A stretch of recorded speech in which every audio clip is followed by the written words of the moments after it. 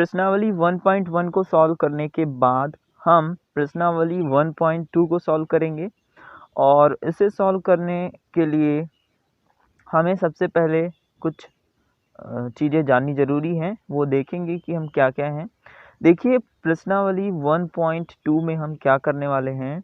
प्रश्नावली 1.2 में हम जो हमारे पास संख्याएं दी हुई होंगी उनके HCF और LCM ज्ञात करने वाले हैं और HCF और LCM ज्ञात करने के लिए हमें उनके अभाज्य गुणनखंड पता होने चाहिए। अभाज्य गुणनखंड पता करने के लिए हमें अभाज्य गुणनखंड विधि से उनके अभाज्य गुणनखंड निकालने हैं। तो आइए अब हम देखते हैं कि अभाज्य गुणनखंड विधि से अभाज्य गुणनखंड कैसे निकालें। अभाज्य गुणनखंड का मतलब ये है कि हमें कुछ संख्याएं ढूंढनी हैं जिनका गुणा करके हमारे पास दी गई संख्या मिल जाएगी। जैसे देखिए यहाँ पर 6 है, 6 को लिखा हुआ है 2 की घात 1 गुणा 3 की घात 1, यानी इनका हम गुणा करें तो कितना आ जाएगा 6। ये कैसे पता करते हैं, यह हमें पता करना है अभाज्य गुणनखंड विधि से। और एक एग्जाम्पल इसमें लिखा हुआ है 20 का, 20 को इन्होंने लिखा है 2 गुणा 5 गुणा 5। तो ये कैसे आती है संख्याएं, यही हम पता करते हैं। चलिए स्टार्ट करते हैं इजी एग्जाम्पल से। आइए सबसे पहले हम 360 के गुणनखंड ज्ञात करते हैं अभाज्य गुणनखंड विधि से। देखिए हम गुणनखंड अभाज्य गुणनखंड विधि से ज्ञात करते हैं और इस विधि में सबसे पहले हम एक कॉलम बनाते हैं और उसके दाईं ओर दी हुई संख्या लिख लेते हैं। यहाँ पर दी हुई संख्या 360 है, यानी हम यहाँ लिखेंगे 360 और यहाँ पर वो संख्याएं लिखते हैं जिनका दी हुई संख्या यानी इस संख्या में भाग जाता है। यहाँ पर वह संख्या लिखना है, वह छोटी से छोटी संख्या जिसका दी हुई संख्या में भाग जाता है, एक के अलावा, एक को छोड़कर वह छोटी से छोटी संख्या जिसका इस संख्या में भाग जाएगा वह लिखेंगे हम। देखते हैं कि 360 में किस किस संख्या का भाग जा सकता है। देखिए इस संख्या के इकाई के अंक में 0 है, यानी इस संख्या में भाग जाएगा 2 या 5 का। अब देखिए 2 या 5 में छोटी संख्या है 2, यानी सबसे पहले हम देंगे भाग 2 का। देखिए अब हम 2 का भाग देंगे 360 में। सबसे पहले 3 आते तक हमें 2 का भाग देना है और 3 तो नहीं आता है 2 के पहाड़े में, यानी हम एक बार ही भाग देंगे, ज़्यादा भाग नहीं देना है। 2 दूनी 4 हो जाएगा, यानी हम एक बार ही देंगे और इतना आ जाएगा 3। 3 नहीं आएगा, 3 से कम यानी 2 आएगा, एक बार में 2 आएगा। देखिए जब हम इस संख्या में 2 का भाग देंगे एक बार तो यहाँ कितना आ जाएगा 2, और इस संख्या में 2 घटाने के बाद कितना बचेगा 1, और 1 के बाद 6, यानी हो गया यह 16। कुछ इस प्रकार देखिए 1 के बाद यहाँ पर 2 घटा दिया हमने, 1 बचा और 1 के बाद 6, यानी हो गया 16। अब 2 का भाग कितनी बार दें कि 16 आ जाए, 8 बार, क्योंकि 2 अट्ठी 16। अब देखिए शून्य बचा, 2 का भाग इतनी बार देना है कि शून्य आ जाए, तो शून्य बार देंगे 2 का भाग तो शून्य आ जाएगा। पुनः देखिए यहाँ पर इकाई का अंक 0 है, यानी 2 या 5 का भाग जाएगा और उसमें छोटी संख्या है 2, यानी हम सबसे पहले भाग देंगे 2 का। अब देखिए 2 में एक में तो 2 का भाग नहीं जाता है, इसलिए एक अंक फिर से ले लेंगे हम, यानी यह हो जाएगा 18। अब 2 में 2 का भाग देंगे 18 में, वह कितनी बार जाएगा 9 बार, और 0 बार भाग देंगे 2 का, तब कितना आ जाएगा 0। 0 बार भाग दिया हमने और यहाँ आ गया 0। अब देखिए फिर से इकाई का अंक 0 है, यानी 2 या 5 का भाग जाएगा और सबसे पहले हम भाग देंगे 2 का। अब 2 का भाग तब तक देना है जब तक 9 आ जाए। 9 तो नहीं आएगा लेकिन 8 आ जाएगा, कितनी बार में 4 बार में, और यहाँ कितना बचेगा 1, और ये कितना हो जाएगा अब 10, और 2 का भाग 10 आधे तक कितनी बार जाएगा 5 बार।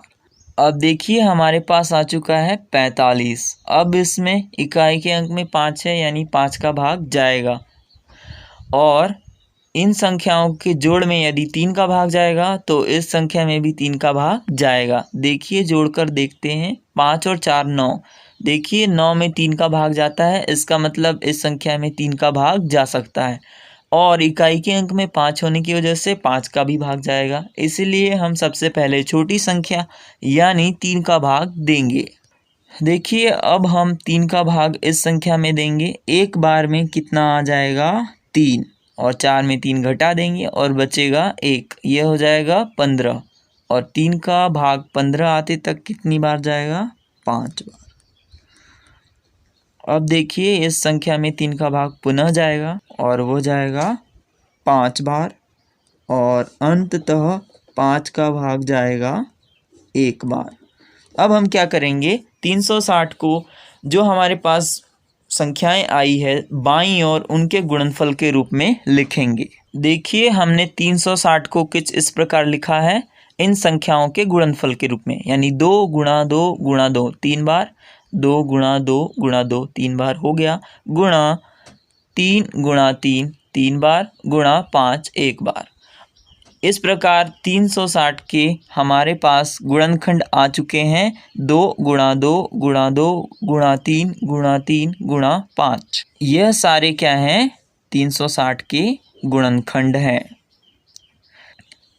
अब हम 360 को उस रूप में लिखेंगे जिस रूप से HCF और LCM निकालने में सुविधा होती है। उस रूप में क्या होता है, जो बार बार अंक आए हुए हैं उनमें घात लगी हुई होती है। यहाँ पर बार बार 2 आया है यानी 2 में हम घात लगाएंगे, कितनी जितनी बार आया है। 2 यहाँ कितनी बार आया है 3 बार, यानी 2 की घात हो जाएगी 3, गुणा 3 आया है 2 बार यानी 3 की घात हो जाएगी 2 और 5 में 1 की घात यानी 5। 1 की घात को सामान्यतः नहीं लिखा जाता है। इस प्रकार 360 के गुणनखंड हो गए 2 गुणा 2 गुणा 2 गुणा 3 गुणा 3 गुणा 5। यही आपका आंसर है। आइए अब हम प्रश्नावली 1.2 में दिए हुए क्वेश्चन नंबर 1 के अंतर्गत आने वाले प्रश्नों को हल करेंगे। इस प्रश्न में क्या करना है, अभाज्य गुणनखंड निकालने हैं। जैसा अभी हमने सॉल्व किया एक एग्जाम्पल, वैसे ही इन्हें भी सॉल्व करना है। आइए सबसे पहले हम पहला प्रश्न सॉल्व करते हैं। अब हम क्या करेंगे, 140 का अभाज्य गुणनखंड विधि से गुणनखंड ज्ञात करेंगे। इसमें सबसे पहले हम एक कॉलम बना लेंगे और उसके दाईं ओर 140 को लिखेंगे। देखिए कुछ इस प्रकार। अब इकाई के अंक में 0 है यानी भाग जाएगा अब 2 या 5 का। सबसे पहले हम छोटी संख्या यानी 2 का भाग देंगे। 2 का 1 में भाग नहीं जाएगा यानी हम 2 अंक ले लेंगे और ये हो जाएगा 14। अब 2 में 2 का भाग देंगे 14 में और वह जाएगा 7 बार। अब देखिए 2 का भाग इतनी बार देना है कि 0 आ जाए, तो अब 2 का भाग हम देंगे 0 बार। देखिए 2 का भाग 0 बार देने पर 0 आ जाएगा। अब फिर से इकाई का अंक 0 है यानी 2 या 5 का भाग जाएगा और हम देंगे भाग छोटी संख्या यानी 2 का। अब देखिए 2 का भाग हमें 7 आते तक देना है। 7 तो नहीं आएगा लेकिन उससे कम 6 3 बार में आ जाएगा। देखिए 6 आ गया, अब 7 में 6 घटा देंगे, अब बचेगा यहाँ 1 और यह हो जाएगा 1 के बाद 0 यानी 10 और 2 का भाग हम 10 आते तक देंगे, कितनी बार 5 बार। अब देखिए 35 आ गया है, इसमें जाएगा 5 का भाग। अब इन दोनों को जोड़कर देख लेते हैं 3 का भाग जाता है या नहीं। 5 और 3 8, 8 में 3 का भाग नहीं जाता यानी 3 का भाग नहीं जाएगा और अब हम देंगे इसमें 5 का भाग और 5 का भाग कितनी बार देंगे 7 बार और आ जाएगा 35 और अंततः हम 7 में 7 का भाग देंगे 1 बार और आ जाएगा 7। अब 140 को हम इन संख्याओं के गुणनफल के रूप में व्यक्त करेंगे कुछ इस प्रकार। 140 बराबर 2 गुणा 2 गुणा 5 गुणा 7। इस प्रकार 140 के गुणनखंड हुए 2 गुणा 2 गुणा 5 गुणा 7। अब हम 140 को उस रूप में लिखेंगे जिससे हमें LCM व HCF निकालने में सुविधा हो। और उस रूप में लिखने के लिए हमें क्या करना होता है, जो संख्याएं बार बार आई हुई होती हैं उन्हें घात के रूप में लिखना पड़ता है। अब यहाँ दो बार आया है, यानी हम 2 में 2 की घात लिखेंगे। 5 और 7 एक ही बार आए हैं, यानी हम इन्हें 5 गुणा 7 लिख देंगे। जो बार बार आया है उसी में घात लगानी है। इस प्रकार पहले प्रश्न का उत्तर आ चुका है। अब हम सॉल्व करते हैं अगला प्रश्न। कि अगले प्रश्न में हमें 156 के गुणनखंड ज्ञात करना है। फिर से हम लिखेंगे अभाज्य गुणनखंड विधि से, और इस प्रकार कॉलम बना के दाईं ओर 156 लिख लेंगे। देखिए अब 156 में इकाई के अंक में 6 है, यानी सम संख्या है, यानी सबसे छोटी सम संख्या 2 का भाग इसमें जाएगा। अब देखिए 2 का भाग देंगे, 1 में नहीं जाएगा, यानी अगला अंक साथ में ले लेंगे, हो जाएगा यह 15।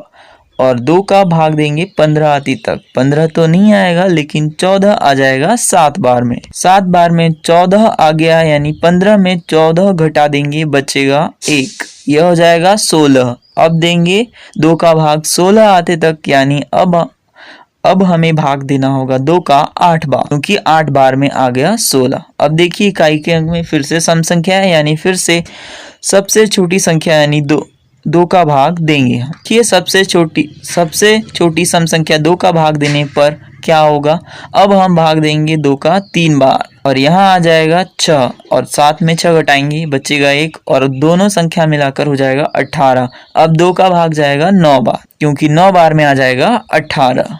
अब देखिए अब हमारे पास आ गया 39। अब देखिए इन संख्याओं को जोड़कर देखते हैं कि 3 का भाग जाता है या नहीं। 9 3 12, 12 में 3 का भाग जाता है, यानी इस संख्या में भी 3 का भाग जाएगा। अब देखिए 3 का भाग देंगे, 3 में 1 बार में ही आ जाएगा, और 9 आएगा 3 बार में। अब देखिए 13 में केवल 13 का ही भाग जाता है, यानी 13 में 13 का भाग जाएगा 1 बार। अब हम क्या करेंगे, 156 को इन संख्याओं के गुणनफल के रूप में व्यक्त करेंगे। देखिए कुछ इस प्रकार, 156 बराबर 2 गुणा 2 गुणा 3 गुणा 13। देखिए यह सभी संख्याएं आ जाएगी गुणे के रूप में। अब देखिए अब हम क्या करेंगे, 156 को उस रूप में लिखेंगे जिस रूप से HCF व LCF निकालने में सुविधा हो। उस रूप में क्या करते हैं, हम जो संख्याएं बार बार आई है उन्हें घात रूप में लिख लेते हैं। यहाँ पर 2 बार आया है, यानी हम 2 में 2 की घात लगा देंगे। देखिए इस प्रकार 156 के गुणनखंड हो जाएंगे 2 की घात 2 गुणा 3 गुणा 13। यही आपका आंसर है। आई होप आपको अभाज्य गुणनखंड विधि से गुणनखंड निकालना इजीली समझ में आया होगा, और आप अन्य संख्याओं के भी गुणनखंड इजीली निकाल लेंगे। आगे के वीडियोस में हम प्रश्नावली के नेक्स्ट 3 क्वेश्चन जो बच गए हैं वो सॉल्व करेंगे। Thank you.